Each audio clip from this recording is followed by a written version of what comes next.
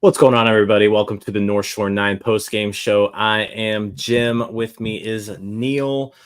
Pirates lose to the Cubs tonight on national TV by the score of 10-6. Neil, how you doing tonight? I mean, it's better than the last time we were on national TV. That's true. It was looking like it was going to be a really, really bad game. The Pirates did kind of make things a little bit interesting in the seventh inning. They brought 9 guys to the plate, so yeah, we'll get to that. But yeah, where do you want to start off here today? Pretty badly pitched game. By Osvaldo Bido. Yeah. I don't know if we want to start there. Not a whole lot offensively to talk about, but let's start with Bido. Yeah, I think that's the best place to start. He was awful. One of the worst games that we've seen from him, honestly. He really hasn't been good in quite some time, I feel like. Today he and not like he was ever really good, but I think he was outperforming our expectations, at least for a while. But today he comes in, Colin Selby opens for him, and Selby looked great, by the way. I thought the stuff looked great. He played that fastball slider combo perfectly. 2 scoreless, hitless innings, struck out 3. Probably the best we've seen of Selby in a Pirates uniform. Yep. He has 2 innings, and you can't really expect him to go more than that. I think he did his job pretty good. 2 solid innings, 3 strikeouts, I think is the big thing. He's finally getting those swings and misses. I was pretty happy with him today.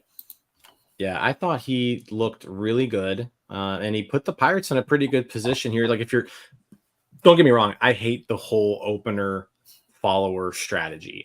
If there was a legal way to ban it and across baseball, I would do it. Yeah. But if you're going to employ that strategy, then 2 scoreless innings out of Colin Selby is a perfect way to execute it. So he did his job. He handed the ball over to Osvaldo Bido in the 3rd inning. Pirates had a 1-0 lead at that point, and Bido completely unravels in the 3rd. Yeah. He walks 4 batters, gives up 3 runs. So that 1-0 lead is immediately erased. Gives up some more runs later on in the game. Just he ends up going 2 1/3. Gives up 8 runs on 5 hits and 5 walks. 74 pitches in 2 1/3 innings tells you all you really need to know. 0 control whatsoever. He could not, like, the Cubs were not taking the bat off their shoulder as soon as the count hit 2-2. They knew they weren't going to see another strike, and everyone knew it. And he was terrible. It's not even like he got hit hard. He just couldn't throw strikes. And if you walk 4 or 5 batters, bad things are going to happen. It's pretty simple. Yeah, I mean, 4 batters in 1 inning, bad things are going to happen for sure. I mean, he comes in and he gets the first out, but then goes walk, single, walk, walk, walk. And at that point, you kind of felt dejected.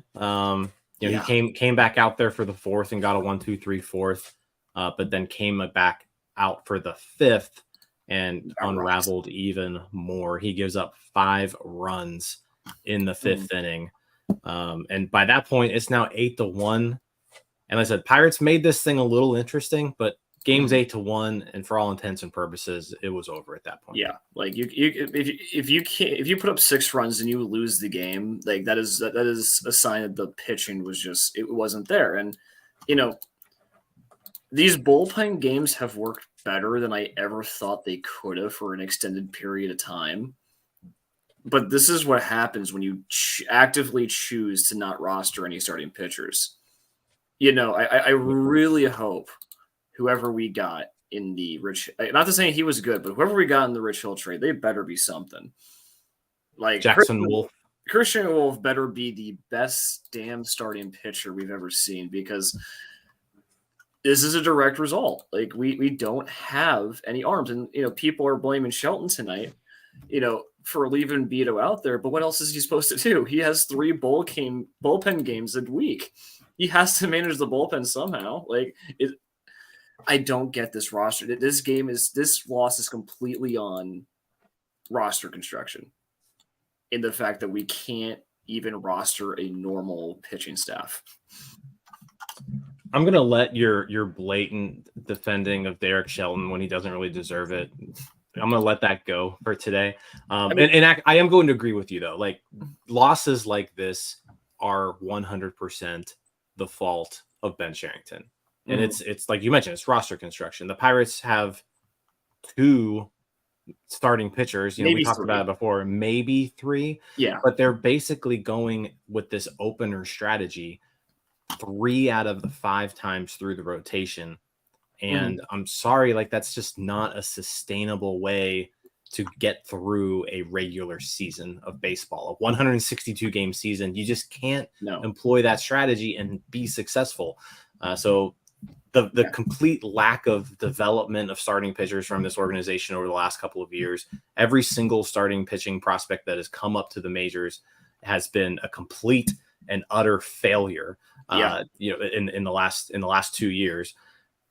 And that's on this front office. Like, it's their job to get these guys ready for the majors, and they're failing at that job.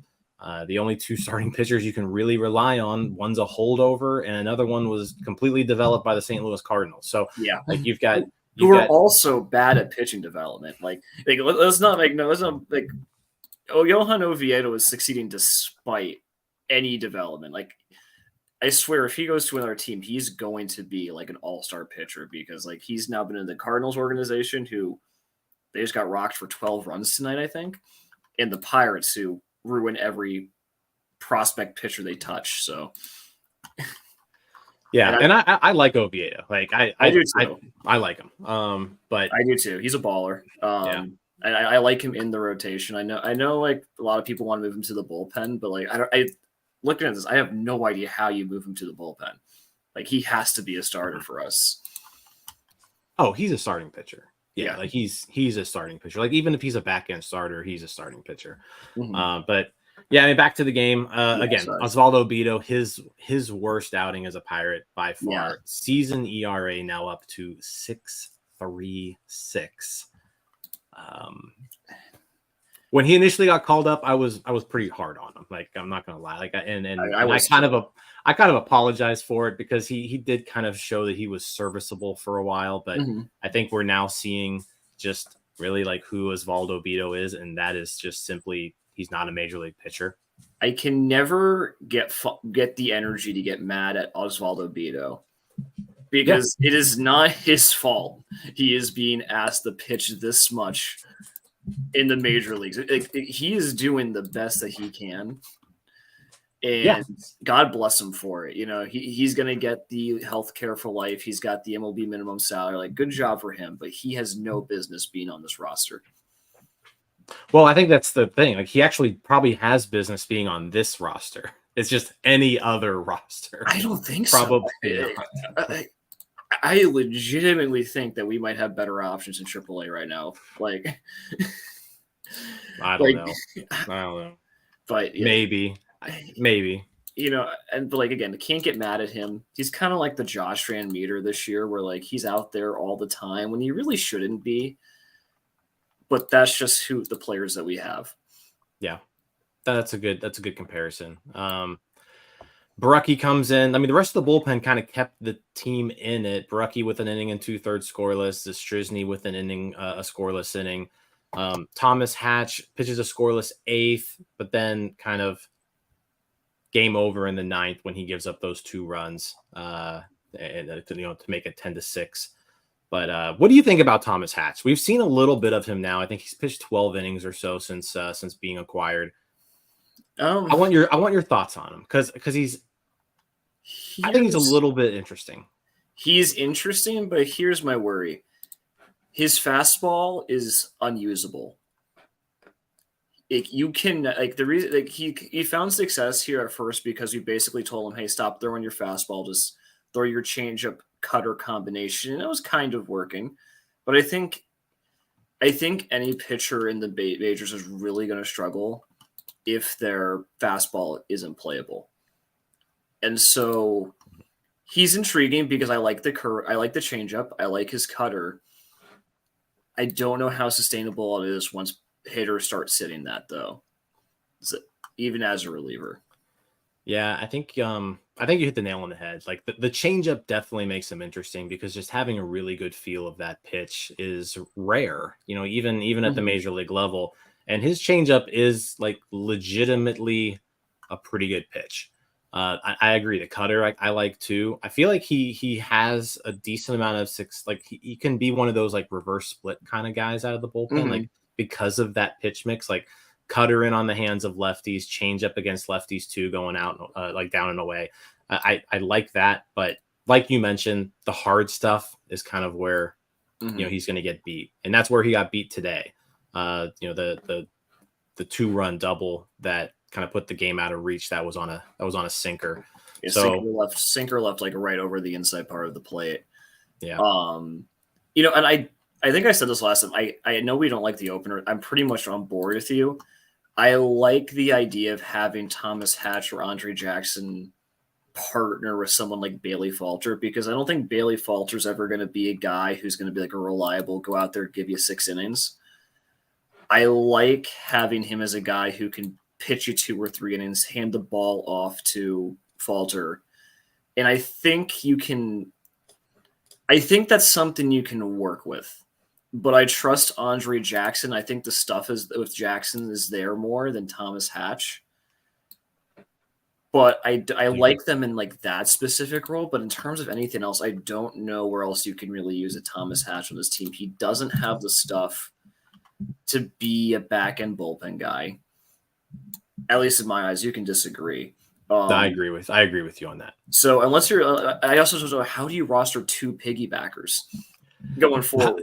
Yeah. I think I think that's the thing, right? Like this pitching staff, the way it's currently constructed, is just a hodgepodge of guys who aren't good enough to be starters. They're not good enough to be, high leverage relievers, but they can give you innings, and if the stuff is working, it's fine. But if it's not, it's terrible. Like it's just a bunch of guys who aren't that good. So you kind of look for things like, all right, is there a way that this guy could be helpful in some way? And like you look at Hatch's changeup cutter combo, and you're like, oh, there's something there, right? But like you said, like maybe too much of Hatch is a bad thing. You kind of need him. You need to pick and choose your spots. I thought he looked great in the 8th inning today. Didn't look great in the 9th. I mean, that's basically what it came down to. So, and it's really hard to like really judge anything in the 9th. Like the game, you could really feel like the game was kind of done by that point. Like it was only 2 runs, but like you really didn't feel like the Pirates were going to score 2 in the 9th. And he did kind of let it get away. So I don't know how hard to judge him for that. Other than that, the Cubs just turn into the 98 Yankees whenever they play the Pirates. And it's infuriating. I think today's game made the Cubs 8-0 against the Pirates on the season. We won yesterday. Oh, okay. Never mind then. 8-1. 8-1. That's right. We won yesterday. You're right. We have a combined 2 wins against the Brewers and the Cubs this year. Okay. So that's bad. 2-16. Yeah. Like I think we're actually like around a 500 team if you don't count the Brewers and the Cubs. So if it weren't for the Pirates, the Reds would be running away with the division. Pretty much, yeah. So good for us, I guess. So I don't have to deal with Cincinnati fans in my mentions. Let's shift gears. Let's go to the offense. We have it right here in the title. Ke'Bryan Hayes stays hot, right? Ke'Bryan Hayes 2 for 4 today, with a homer, a walk, 2 runs batted in. weighted runs created plus up to 94 now on the season. The on-base percentage, Neil, over 300 now. It passed 300 today. OPS up to 735 on the year. Wow. He keeps this little streak going. It's now been 3 weeks now where it's sustained success out of Ke'Bryan Hayes. What's even crazier is I think like a week and a half ago I saw something like for the last 30 games he's been batting over 300. So like he has been keeping this up for a while, and like there's still like that pessimistic side of me is like, nope, don't buy into it. You're gonna get burned again. But again, he keeps hitting the ball in the air hard. The contact looks different. He looks way more confident at the plate. He's actually walking now. Yeah, like there's a lot to like. I mean, his OPS is hovering right around 890 for August. And batting average over 300 now for the month. On base percentage, like in the 340 area. Like he's had a really good August, and it's been now 3 weeks or so, 3-4 weeks of like sustained success. We've seen like bits and pieces and like spurts from him in the past, but like this month, it's maybe the best month of baseball that we've seen from Ke'Bryan Hayes in quite some time. Probably since 2020. Yeah. I mean, I think this is the first this is the first time he's hit double-digit home runs in his career, right? Oh yeah. Every home run he hits now is a career high. So all right. 10th homer on the year. He hits that today. He basically missed the entire month of July. He played one game in July. And really, if you even go back in June, 855 OPS in June prior to his injury. So we're now looking at his last 2 full months of baseball, OPSing over 850 each month. Yeah, he is putting together. I know they talked about the toe tap earlier, and then he kind of went cold again, and then he got hurt. But no, it is really impressive, and he went up 6 percentile points in walk rate. So that means he's actually walking. Like I know we had that stat, I think, where he walked like twice from like May 23rd to like the end of June or something crazy like that. But no, like it's huge, and like he's embraced the leadoff spot really well. I mean, Brock brings up, he showed it in 2020. That's really the only and even that was a month that we saw in 2020. It was only 24 games. Like he has sustained this longer than anything he ever did. Now he's not at the peak he was in 2020, but like we don't need him to be a 194 WRC plus bat. If he's OPSing around 800, he is one of the most valuable players in baseball just by nature of his defense. Absolutely. So yeah, no complaints about Ke'Bryan. I'm hoping he keeps it up. There's still like a little part of me is like, oh, he's going to slip back down. But do you think that he finishes with a higher OPS than Jack Suwinski? So I saw somebody bring this up on Twitter. So let's see so right now, Hayes is at 735. Yeah. Suwinski is at 769. So they're 34 points apart. Suwinski's numbers just kind of keep plummeting and plummeting. Hayes keeps going up. He did walk twice tonight, but that still lowers the OPS. He cannot buy a hit. Man, that's a good question. I'm going to go ahead and say that Suwinski finishes with a higher OPS, but it's not going to be by a whole lot. I could see Suwinski, because we've seen this from Suwinski, right? Where he just disappears, but then he has like a week where he just, goes off. So I feel like there's still like one of those weeks from Suwinski left in the tank where he raises his OPS by 50 points in a week. So I'm going to say Suwinski, but yeah, Hayes is making it a battle. They're both contributing to making it a battle. That's fair. I think, you would never want it to be a battle. But I mean, Suwinski legitimately can't buy a hit. Like he cannot make solid contact with the ball, and it's really sad to see. Yeah, Jack Swinski 0 for 2 today. That pushes him to 5 for 62 for the month. That's insane. That is unplayable. And the fact that Ji-won Bae is our best technical option in center besides him, it's bad. Yeah, you almost kind of like want to look to see like is this where you give the Pirates have had some pretty good luck as far as like the health of their outfielders go this year. I feel like we haven't seen a whole lot of Cal Mitchell and Kanan Smith and Jigba and players like that, or you know Miguel Andujar. Like we haven't really seen those guys a whole lot. Cal Mitchell, you know, not really playing all that well in AAA. Kanan Smith and Jigba not playing all that well. Like, but you know, do you almost just give one of those guys a chance here? I mean, rosters are about to expand. It's not like it used to be where, you know, you can just call up whoever you want, but you've got 2 open spots coming up in September. Do you use one of those spots to call up one of those outfielders that you kind of just want to see a little bit more of? Or do you use that spot just for more arms? I'm and more bullpen arms. Yeah, exactly. I mean, I guess I don't really see the benefit in bringing up any of the guys you mentioned. Like maybe you give Chavez Young a look in, just purely for the defense. Like the bat sucks. We all know the bat sucks. But like if you bring up a Chavez Young, you have a center fielder. You can sit Jack. I think Jack desperately needs a break of some kind. Like I think he just needs like a series to sit. And like, if you have Chavez Young, you know you get reliable defense for like a week. You can like see if you like.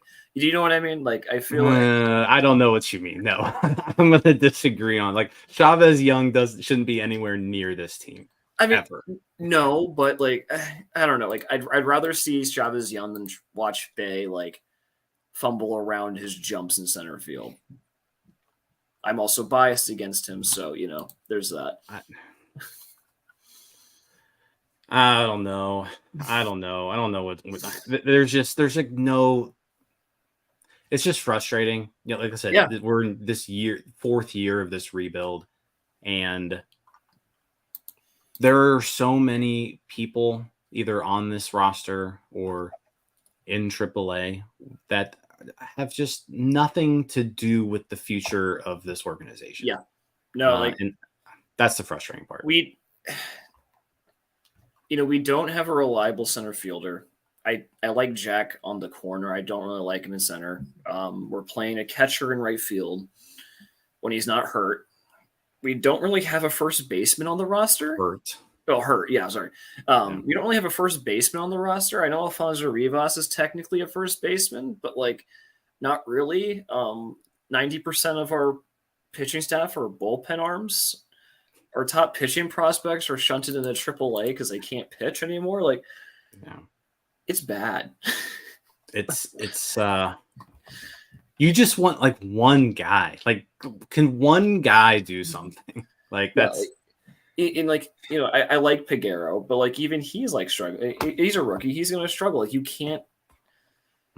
I think I've tweeted this out before, but like, you know, like when you look around and you see like the Cubs and you see the Reds, how they're already like going way past us. You know, like where's our Matt McLean? Where's our Spencer Steer?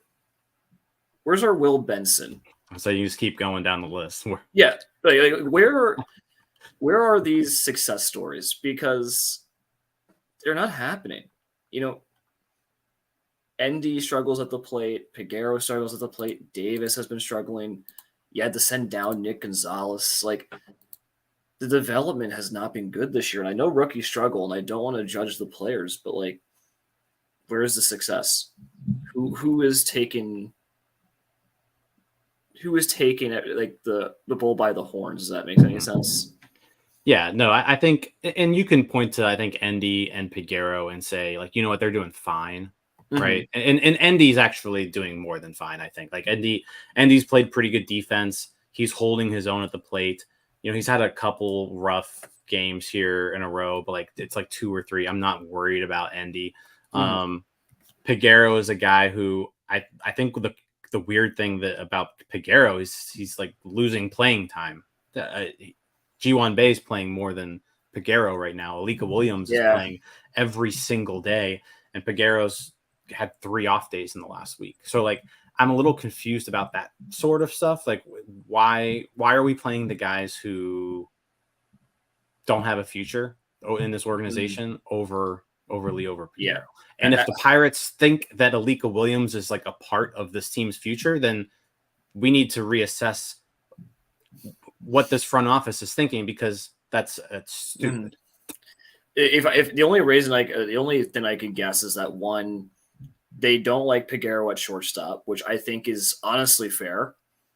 Yep. And so they like Alika Williams is the only shortstop we actually have in the roster. And 2, they think G1 Bay has a future on this team, and so they're going to get him playing time. And because Peguero can only play second, and they want to get Suwinski in the lineup, who they also think has a future, Peguero often becomes like the sacrificial lamb for that. But I think I know your opinion on Bay. You know my opinion on Bay. We would both prefer him not to be here, but I think we're gonna have to suck it up, and Bay is going to get priority because I think they really like his intangibles. I don't understand not playing your 22-year-old middle infielder who has power, like the one guy that you've called up who consistently has been driving the ball. I agree. I 100% agree. Like Peguero should not be the one, and it's a lost season. I would honestly be okay with him getting reps at shortstop. Like it's not that big of a deal. Like the organization is weird because they're obviously okay with losing, but on the other hand, won't just like let their kids play and like take very weird stands on who gets to play because they want to win baseball games, I guess. Yeah. It makes no sense. It's like, I don't know what to make of it. Yeah. And we want, that's a whole lot. We can have a whole episode about this, I think, but yeah, sorry. We went way off. Yeah. Wandered off topic again. Offensively speaking, again, like we went into a lot with Hayes. Brian Reynolds, another pretty good game today too. Had a big double there in the 7th inning while the Pirates were making that comeback. Reynolds has been quite good recently. I think in a bit of a stinker of a week, but like Reynolds has really been really good down like this in August and late July. Yeah, Reynolds is looking okay. But like that was it today. You mentioned the strikeouts too, 15 strikeouts today. I do want to talk about just like the Pirates were completely baffled by Jordan Wicks in his changeup. It was Jordan Wicks's major league debut today. Yes. He is a top pitching prospect for the Cubs. I think Fangraphs has him as the number 60 prospect in all of baseball. But 9 strikeouts. He retired 15 in a row at one point. And after we put the first 3 runners on, like it was looking like we were about to shell this guy. Like it looked like we were like, and then I guess the pitching coach came out and told him, "Hey, you got to change up, throw it," and then it was kind of over from there. Yeah, the game started off perfect, right? I mean, it was home run, single, walk, and then all of a sudden, they just couldn't not swing at his low changeups. Like they were. It's like they were just dumbfounded that he was throwing just changeup after changeup after changeup, and they couldn't not swing at them. The dude didn't even throw any strikes like for the first 2 innings. I feel like they just kept swinging at low and away changeups the entire first few innings. 5 straight strike after the walk from McCutchen. 5 straight strikeouts. 5 straight strikeouts. The dude has started 20 minor league games this season. And the most strikeouts he had in a game was 7. And he strikes out 9 today. So, the Pirates did worse against him than every other minor league team that he's faced this season. I love this team. Yeah. So, but then like the whole like you don't swing at bad pitches approach really rings hollow in games like this. Yeah, like where's the approach the approach they've had the entire season that we just get like upset at them for, where like they just like don't attack, they don't swing, they don't do it, they don't swing at anything borderline. Today they swing at everything, and they just were awful. It was a frustrating game. I can't believe we scored 6 runs. Like, yeah, 6 total hard hit balls. Somehow we scored 6. Even though like everyone outside our top 2 had terrible games today. Yeah. Tomorrow's Bailey Falter day. I thought that was okay. Yeah, it is Sunday. That's right. I got my days mixed up. I don't know if they're actually going to start Bailey Falter or if they're going to do the whole opener follower thing. But Bailey Falter against Javier Assad. The Pirates have a chance to split the series against the Cubs. Falter looked really good last time out, so hopefully he can replicate that and get on a little bit of a roll here. Oh man, but yeah, 1:35 game tomorrow. That's it. Anything else you want to add about today's game? No, I'm glad it's over. Same. All right. Well, again, guys, thanks for tuning in. Pirates lose 10-6. We will be back here tomorrow, hopefully talking about a series split. We'll see you guys later. Hey, you all. Thank you for watching. I know we try to provide the most entertaining content that we can, and we'd love to spread it to as many people as possible. So I know it doesn't seem like a lot, but if you could take the 5 seconds to like this video and subscribe to the page, it helps out so much more than you know. Thank you, and let's go Bucks.